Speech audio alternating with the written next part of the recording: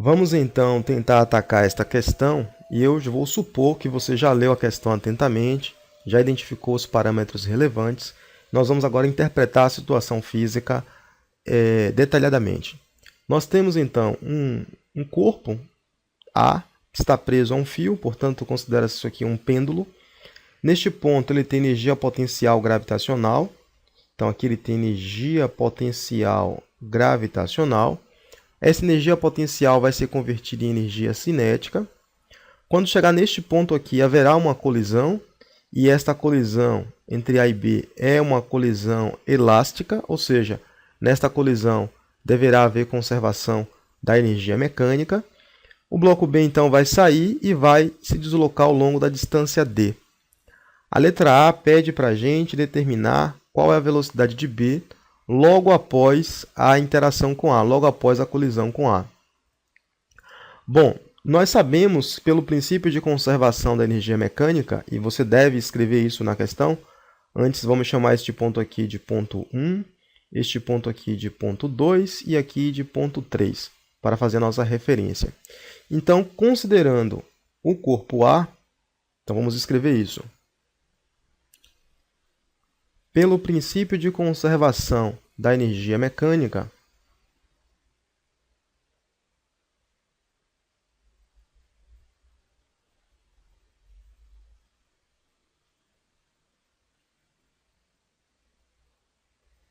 nós sabemos então que a energia que ele tem no ponto 1 tem que ser igual à energia que ele tem no ponto 2.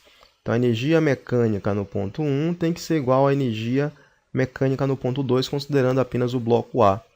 A energia mecânica no ponto 1 é apenas a energia potencial gravitacional, portanto, m vezes massa de A, no caso, massa de A vezes g vezes a altura tem que ser igual à energia mecânica no ponto 2, que é apenas a energia cinética, que vai ser a massa de A vezes a velocidade de A no ponto 2 elevado ao quadrado, dividido por 2. Então, podemos simplificar as massas e nós concluímos, então, que a velocidade no ponto A elevado ao quadrado é igual a 2gh. Observe que isso aqui não passa da equação de Torricelli do movimento uniformemente variado, onde aqui apareceu pelo princípio de conservação da energia mecânica. Então, daí nós concluímos que a velocidade de A tem que ser igual à raiz quadrada de 2 vezes a gravidade, 10, vezes a altura, que é igual a 0,8. Então, 10 vezes 0,8 vai dar 8 vezes 2, 16. Então, a velocidade de A vai ter que ser igual a 4 metros por segundo. Agora, nós sabemos que haverá uma colisão elástica entre A e B. Como A e B têm a mesma massa, observe que a massa de A é igual à massa de B, que é igual a 3 kg. Numa colisão elástica, toda vez que isso acontece, eles trocam de velocidade. Então, A vai chegar com 4 metros por segundo e B está parado. O que vai acontecer é A vai ficar parado e B vai sair com 4 metros por segundo, havendo conservação da energia. No entanto, o problema pede que você utilize o princípio de conservação. Então, você poderia justificar isso escrevendo, e o valor, a gente sabe que vai ser igual a 4 metros por segundo, mas normalmente o que o corretor quer aqui é que você aplique o princípio de conservação da quantidade de movimento. Então, na colisão entre A e B, haverá conservação da quantidade de movimento.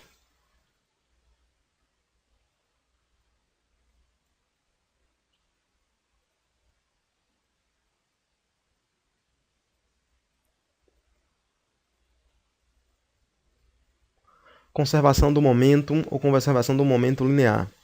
E na conservação do momento linear, a gente sabe que a quantidade de movimento que o sistema tem antes da interação tem que ser igual à quantidade de movimento que o sistema tem depois da interação. E esta conservação da quantidade de movimento é uma grandeza vetorial.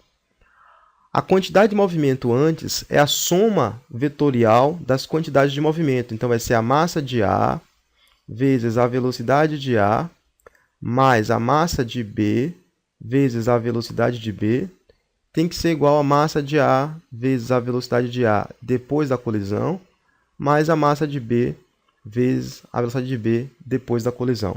Então, isso aqui, depois eu boto linha, V'. Isso aqui é a regra geral. Para fazer a substituição dos valores aqui referente aos módulos dos vetores, nós precisamos adotar um referencial como sendo um referencial positivo. Por convenção, nós sempre adotamos que o referencial apontando para a direita é positivo. Então, as velocidades que estiverem apontando para a direita vai receber sinal positivo. Se tivesse alguma velocidade apontando para a esquerda, receberia sinal negativo. Então, este aqui é o nosso referencial, sempre apontando para a direita. Tendo isso em mente, nós vamos então substituir.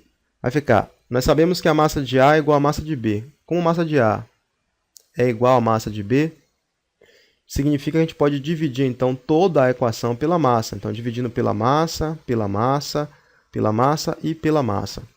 Substituindo agora os valores numéricos, fica a velocidade de A é igual a 4, mais a velocidade de B é igual a 0, está em repouso, vai ser igual a velocidade de A depois da colisão, mais a velocidade de B depois da colisão. Opa, sem sinalzinho de vetor, depois da colisão.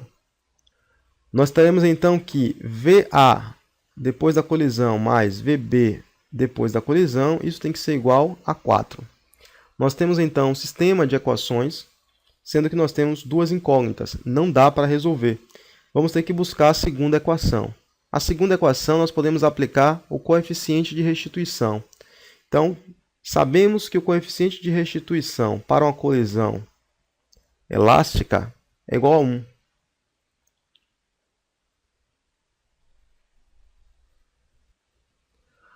Assim, nós podemos escrever o seguinte: coeficiente de restituição é igual a VB' menos VA', velocidade de B depois da colisão menos a velocidade de A depois da colisão, dividido por VA menos VB, e esta ordem é muito importante. Isso aqui, então, tem que ser igual a 1.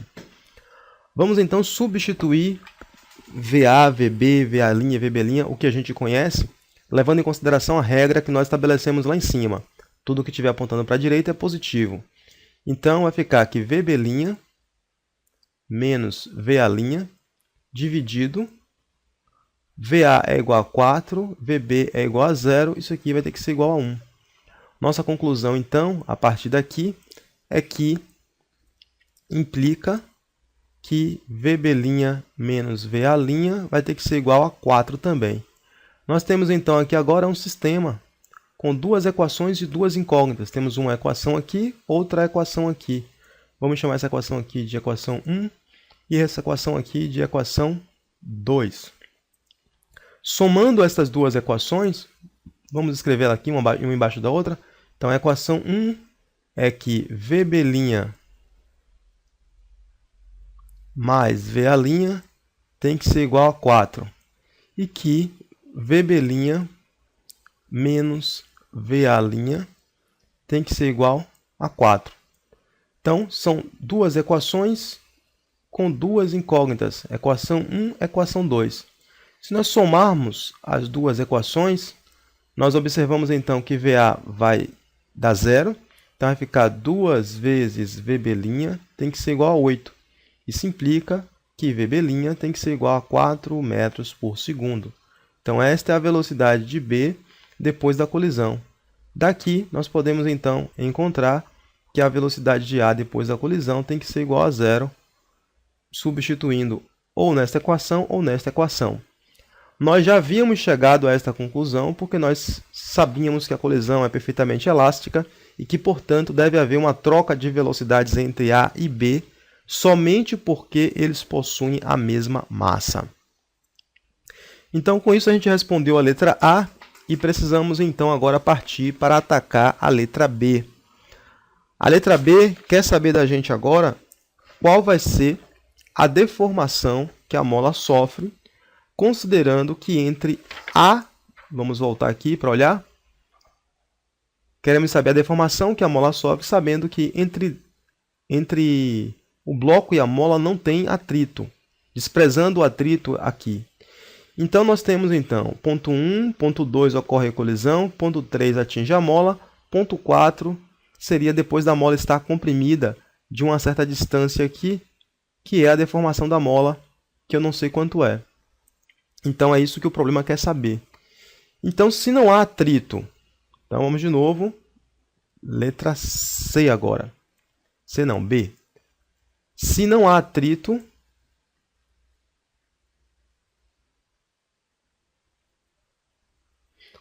no plano horizontal, isso implica que a energia mecânica no ponto 1 tem que ser igual à energia mecânica no ponto 2, que tem que ser igual à energia mecânica no ponto 3, tem que ser igual à energia mecânica no ponto 4, onde o ponto 4 é a mola completamente deformada. A energia mecânica no ponto 1, que é o ponto lá em cima, é a energia potencial gravitacional, portanto é m vezes g vezes a altura do ponto 1. Isso vai ter que ser igual à energia mecânica no ponto 4, que vai ser a energia potencial elástica, K vezes x ao quadrado dividido por 2. A massa é igual a 3. Nós queremos saber quem é a deformação. Vamos isolar a deformação, então. Vai ficar a deformação elevada ao quadrado, vai ser igual a 2 vezes a massa, vezes gravidade, vezes altura 1. Isso aqui tudo dividido por K. Substituindo agora os valores, nós teremos que x elevado ao quadrado vai ser igual a 2 vezes a massa, 3, gravidade, 10, altura do ponto 1 é igual a 0,8, dividido por K, que é a constante elástica, que é igual a 4. Fazendo essa conta, então, você vai encontrar que x vai ser igual a raiz quadrada de 12. E vai ser a raiz quadrada de 12, que você também pode escrever como sendo igual, isso aqui é 4 vezes 3, então é 2 raiz de 3 metros. Então, esse é o valor de x, esta é a deformação da mola, se não há atrito no plano horizontal. Agora sim, vamos para a letra C, que quer saber, se houver atrito no plano horizontal, nessa parte daqui, e considerando que o coeficiente de atrito é igual a 0,4, ele quer saber se o bloco B vai atingir a mola, e caso isso aconteça, qual será a sua deformação. Então, nós vamos calcular a distância percorrida pelo bloco B até ele parar, e verificar se essa distância é maior, menor ou igual a 3 metros. Se for maior do que 3 metros, então haverá deformação, a gente vai ter que considerar isso. Se for menor do que 3 metros, não vai atingir a mola. Então vamos lá. Considerando que existe atrito, vamos tentar calcular a deformação. Então, vamos calcular a distância necessária para o bloco parar e verificar se é maior do que 3 metros. Isto é a letra C.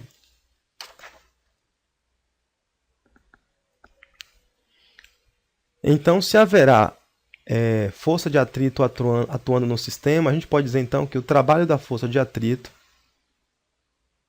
vai ter que ser igual à variação de energia cinética do sistema. O trabalho da força de atrito nada mais é do que a força de atrito multiplicado pela distância que vai percorrer, multiplicado pelo cosseno do ângulo 180 graus, uma vez que o atrito atua contrário ao deslocamento, então o ângulo é formado a 180.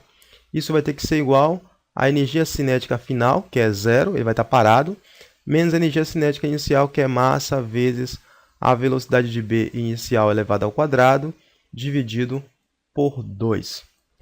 Nós sabemos então que Φ, que é a força de atrito, é μ vezes a normal, então é μ vezes a normal. A normal é igual ao peso, então μ vezes massa vezes gravidade, vezes D, vezes cosseno de 180, que é igual a menos 1.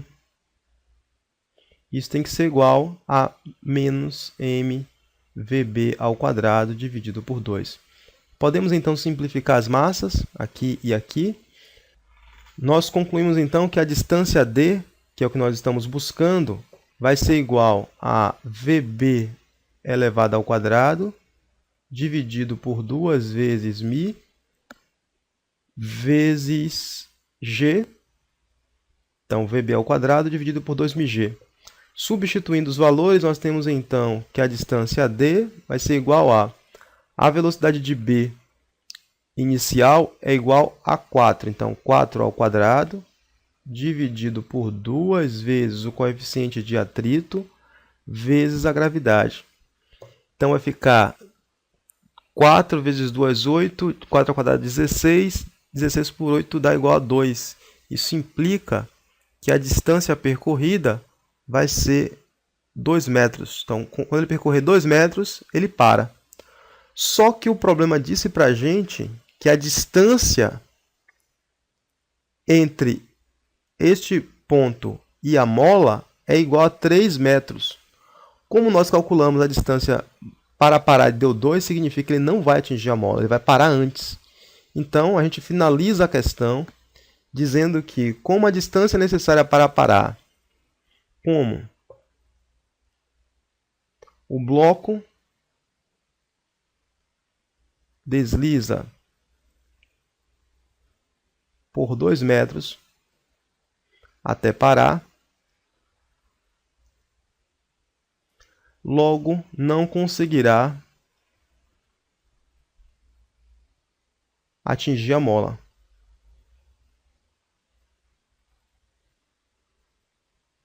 E se não atingir a mola, não tem por que você calcular qualquer deformação sofrida pela mola. Com isso, nós chegamos ao final de mais uma questão. Eu espero que vocês tenham entendido e que tenham gostado. Vamos então para a próxima questão.